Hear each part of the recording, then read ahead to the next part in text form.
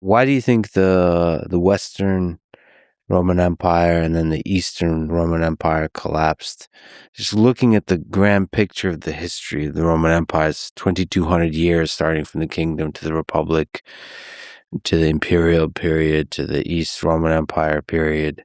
Why do societies rise and fall?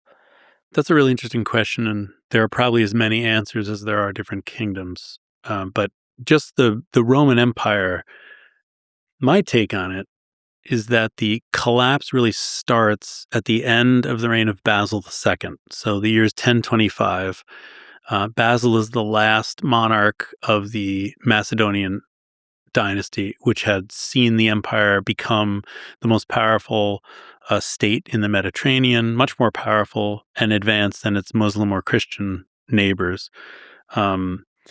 He had expanded the empire essentially as large as it was going to be after Justinian.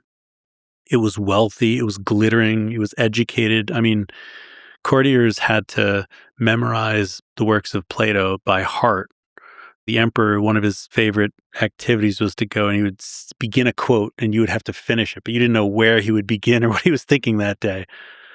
This is kind of what amused him. So they're incredibly literate. I mean, inside Constantinople itself, the literacy rate was close to 100, which is crazy. But when he died, the court, which had been this magnificent court, this bureaucracy which had been running the empire, and which is vital to the workings of the empire, they convinced themselves that they could run the empire. They didn't actually need the emperor. And so they specifically selected weak rulers. And then that led directly to the disastrous Battle of Manzikert in 1071, where the Turks enter the story and destroy the Roman army under Romanus Diogenes, who's attempting to break free of the bureaucratic constraints. And then Anatolia gets flooded by these nomadic warriors, and the Byzantine gets pushed out of them. So once they've lost the heartland, they've lost their source of troops, they've lost their source of taxation, they've lost their source of food. At this point, it's impossible to recover. And the Crusades are an attempt, the First Crusade anyway, is an attempt by the Eastern Emperor Alexius to recover Asia Minor, more than Jerusalem. He wants to recover Asia Minor, and obviously it doesn't work out. So I think at that point, it's on a trajectory that can only end in collapse. And I think you can see that same kind of thing in the Viking world that we talked about, this stultifying, bureaucratic, this inflexibility. Combined with the growing threats from all directions. Growing threats in all directions. Maybe your own success is beginning to be a problem. Mm-hmm. And you can't adapt as quickly. You're not as lean and mean anymore.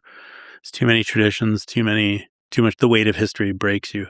You sort of mentioned the Macedonian period, the dynasty where the East Roman Empire flourished once again, but like they've gone through so many periods like that, and That's they true. lasted. That is true. I don't know what the reason is, but you can really trace the Roman spirit, the Roman state, the core of whatever that is, through that 2,200 year period.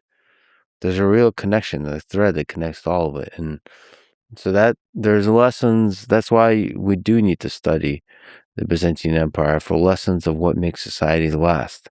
Yeah. Eventually everything collapses, but like that one lasted longer. A long time. It's easy to last when you're hidden away somewhere, but they were in the middle of everything.